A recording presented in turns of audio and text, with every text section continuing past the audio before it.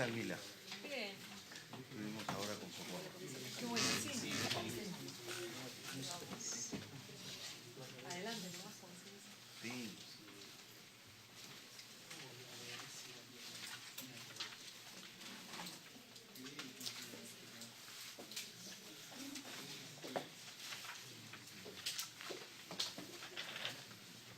Tenemos los nombres.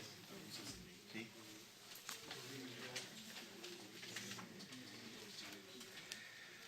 Oye, este también es un paquete interesante. Sí. Ahora, habría que ver. ¿Ustedes manejan todo o no? Hay temas que tenemos que coordinar con el MEP, no sabemos los alcances. La vez pasada el problema es que cada repartición del Estado generó ciertos proyectos y al final muchos nos enteramos por la comunicación de los grupos legislativos y no había habido coordinación.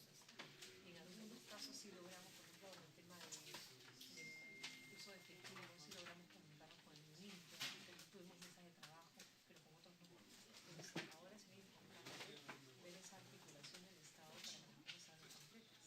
Porque para toda la parte de gobierno electrónico, ampliación del procedimiento administrativo general, ¿no? Toda esa parte debería ser una sola del Estado, un buen paquete, ese es un buen paquete. Pero vamos a ver quién está centralizando, no sé si es TCM, no tenemos muy clara la figura. En ese punto estamos indagando. Vemos que, por ejemplo, en la parte tributaria la está viendo el MEP, creo que la Dirección de Política Fiscal, Marco Camacho. Pero así hemos ido averiguando. Por ejemplo, mañana vamos a tener una reunión con María Ugarte para preguntarle qué cosa está viendo el gobierno electrónico, comprar elevadas a nivel transversal del Estado, qué pasos se quiere saltar, porque ahí están las comunicaciones electrónicas, corazones, el uso de papel cero, el tema de la comunicación de los edictos también vía electrónica, todo eso significa ahorro para el Estado y ahorro para el ciudadano, ¿no? Entonces es bien importante, pero la cosa es aprovechar. Claro.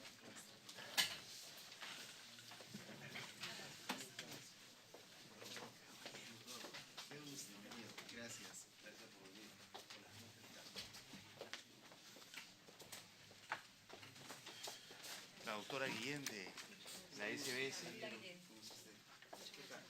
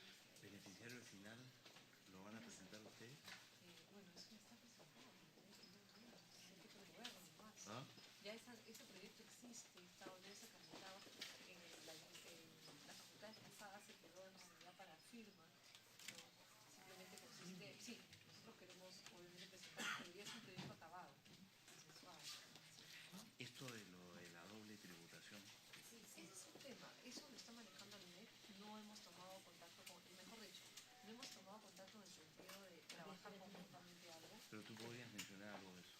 Sí, a nosotros lo que nos preocupa, en realidad el extremo que nos concierne a nosotros es el tema del secreto bancario. No sabemos qué alcance le quieran dar al secreto bancario ni las razones. O sea, ya para efectos de intercambio de información tributaria, ya se ha, digamos, generado un marco de acceso al secreto bancario directo por parte de Nacional en las facultades de las pesadas. Ahora nuevamente aparece, creemos que en el marco de la OCDE, donde es demasiado relajado, casi no existe el secreto bancario, quieran dar un paso más adelante, pero no conocemos los detalles. Estamos justamente en estos días de tomar contacto con ellos. En todo caso, ese es un proyecto donde está viendo el MEF. Secreto profesional. No, eso no está en nuestro marco. No sé si estaría en el marco del mismo. Doctor, usted nos va a ayudar con el capítulo 4, me imagino. Y no sé si han notado ahí que en el capítulo primero, legislar en materia tributaria y financiera, hay un último literal que está referido a estándares mínimos de OCDE. Sobre eso, ¿ustedes están familiarizados con...?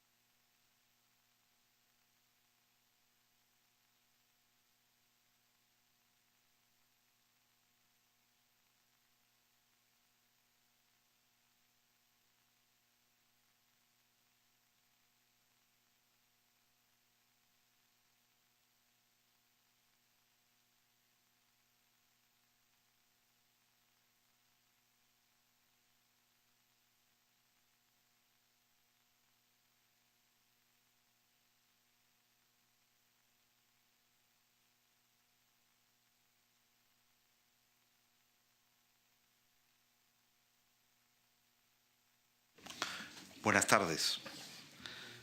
Gracias por su presencia. Contamos con la presencia de la delegación de la Superintendencia de Banca y Seguro, encabezada por la doctora Mila Guillén, con quien estuvimos ayer viendo el proyecto de supervisión de cooperativas de ahorro y crédito por la SBS. Ella está acompañada del señor Fernando Merino y de Estuardo Morales. También tenemos la participación de la Unidad de Inteligencia Financiera, representada por la doctora Yasmín Bolívar. Bienvenida. La Contraloría General de la República, representada por el doctor Jorge Caloyero. Bienvenido, Jorge. E Iván Castillejo, así como Susi Castro, que es la coordinadora parlamentaria de la Contraloría. También tenemos la participación del Ministerio de Justicia y Derechos Humanos, el doctor Gilmer Andía, que viene en representación del Gabinete de Asesores del Ministro de Justicia. Bienvenido, doctor. Asimismo, está aquí el doctor Eduardo Luna, que es el director de Transparencia, Acceso a la Información Pública y Protección de Datos en el Ministerio de Justicia y Derechos Humanos. Bienvenido también, Eduardo. Y tenemos la representación también de la sociedad civil, Samuel Rota de Proética. Bienvenido, Samuel. Y don Jairo Rivas, en representación de la Asociación Civil Transparencia. Tenemos 2 o 3 personas más por llegar. Vamos a comenzar para no perder más tiempo y poder terminar máximo a las 5:30. El objeto de esta reunión de trabajo, convocada por mi despacho, es el de poder tener una discusión primera de los proyectos que tienen que ver con la lucha contra la corrupción en el marco del pedido de las facultades delegadas que ha hecho el Poder Ejecutivo del Congreso de la República. Y ahí tenemos 2 cosas que mirar. La primera es el capítulo 4 de este pedido de facultades, que es en realidad el proyecto de ley 2791. El capítulo 4 está referido a legislar en materia de integridad y lucha contra la corrupción. Y hay un conjunto ahí, 5 medidas que se proponen. Y adicionalmente, quizá eso ha pasado más desapercibido, en el capítulo 1 sobre materia tributaria y financiera, el último literal, el L, contiene algunas medidas adicionales, 1, 2, 3, 4 medidas adicionales que, siendo, digamos, propias de la materia tributaria y financiera, tienen incidencia en la lucha contra la corrupción y sobre todo contra el lavado de activos. Y me pareció interesante poder incluirlo en la agenda de discusión esta tarde. Entonces, les propondría, quizá por razones metodológicas, empezar por lo primero, que es el capítulo 4. Legislar en materia de integridad y lucha contra la corrupción. Y ahí tenemos, en realidad, como había dicho, 5 temas. El primero es impedir el ingreso o permanencia de servidores en la administración pública que hayan sido condenados penalmente por los delitos de lavado de activos, tráfico ilícito de drogas y financiamiento del terrorismo. En segundo lugar, establecer los lineamientos que regulen la presentación de declaraciones juradas de intereses por parte de funcionarios públicos y la gestión de intereses en el Estado. Tercero, medidas preventivas de denuncia y cambios al Código Penal y Código de Procedimientos Penales para fortalecer la lucha contra la corrupción. Cuarto, regulaciones que incorporen mecanismos procesales efectivos, independientes y autónomos de la acción penal para la persecución de la propiedad obtenida a través de actividades ilícitas. Y quinto, disponer medidas legislativas destinadas a combatir las actividades ilícitas en las operaciones de comercio exterior. De manera que, si les parece bien, podemos comenzar por este capítulo, por el literal A, y quizás le solicito acá al representante del Ministerio de Justicia que abra, digamos, la discusión haciendo una pequeña presentación del primer componente de este pedido de facultades. Doctor Andía. Muchísimas gracias, señor congresista. A ver, en efecto, este eje de integridad y lucha contra la corrupción tiene en realidad 5 subtemas. Estos subtemas, digamos, son bastante específicos, ¿no? Impedir el ingreso o permanencia de servidores o funcionarios públicos a la función pública por haber sido condenados por delitos de terrorismo, tráfico ilícito de drogas, lavado de activos y financiamiento del terrorismo, en realidad obedece a una necesidad que no, pues en delegaciones anteriores y en proyectos incluso que ya se han trabajado, estos delitos no fueron incluidos. Vale decir, en delegación de facultades el impedimento se dio solamente a nivel de corrupción. En delegación de facultades del año 2016, me refiero. Entonces, ya el Poder Ejecutivo, el año pasado, a través del Mininter, habíamos trabajado un proyecto de ley en este mismo sentido. Pero teníamos aquí, digamos, cómo se está trabajando, cuál es la visión. Aunque eso lo está trabajando directamente PCM, es un proyecto que ha venido de PCM, del Lacan. Lo que buscamos es modificar Código Penal, ampliando los efectos de la inhabilitación penal principal del artículo 36 para estos delitos, de modo tal que los delitos vinculados a los que se mencionan aquí tengan una inhabilitación entre 5 y 20 años como pena principal, no una pena accesoria, no establecerlo como una pena principal. Ese es un primer punto. No estamos yendo hacia la inhabilitación perpetua, ¿no? En estos casos, la inhabilitación perpetua se está manteniendo, digamos, en el ámbito netamente de delitos de corrupción o crimen organizado, ¿no es cierto?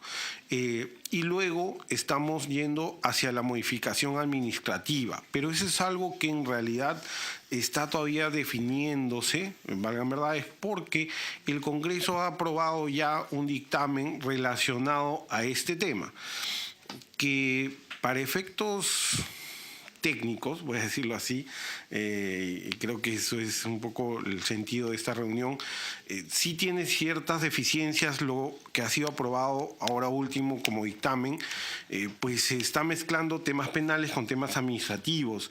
Nosotros ya habíamos usado una fórmula en el decreto legislativo 1295 en el que se establece un requisito hacia las leyes de ingreso a la función pública, el no contar con una condena o una sentencia firme por delito contra la administración pública. Entonces, la idea sería la misma, establecer como un requisito para poder ingresar a la función pública el no contar con una sentencia firme por uno de estos delitos. Esto tiene una ventaja respecto a cualquier otra forma o técnica legislativa, porque no es una ampliación de la sanción penal, ¿no? Ya constitucionalmente se había fundamentado en el decreto legislativo 1295, sino que es un estándar del Estado. El Estado quiere, así como yo podría poner que necesito funcionarios mayores de 35 años, ¿no? Quiero funcionarios que no tengan sentencias por estos delitos. Es un estándar lo que hace el Estado. El Estado pone un estándar y se cumple. No es una extensión de la sanción penal.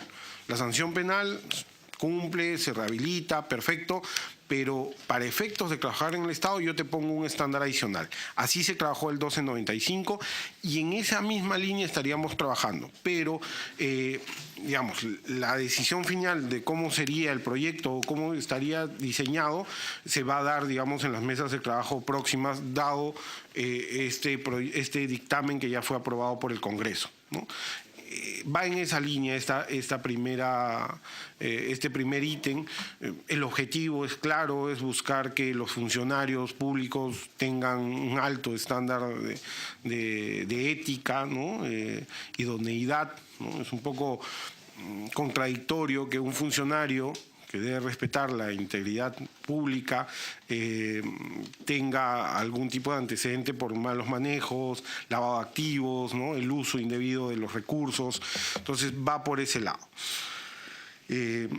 Un segundo punto, el ítem B o el subtema B, que es establecer lineamientos que regulan la declaración jurada de intereses y la gestión de intereses en el Estado. Perdón, vamos a detenernos un momentito ahí y le damos la bienvenida al doctor Eduardo Bea, que es hoy día catedrático de la Universidad Ruiz de Montoya y director del Instituto de Ética y Desarrollo de su universidad, y que en su momento fue, por supuesto, defensor del pueblo y presidió además posteriormente la Comisión Presidencial de Integridad que formuló 100 recomendaciones para la lucha contra la corrupción.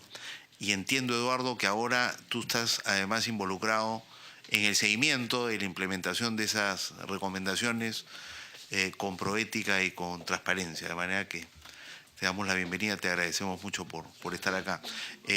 Acabamos de comenzar, estamos viendo el primer ítem referido a el pedido de facultades en materia de integridad y lucha contra la corrupción, que tiene que ver con establecer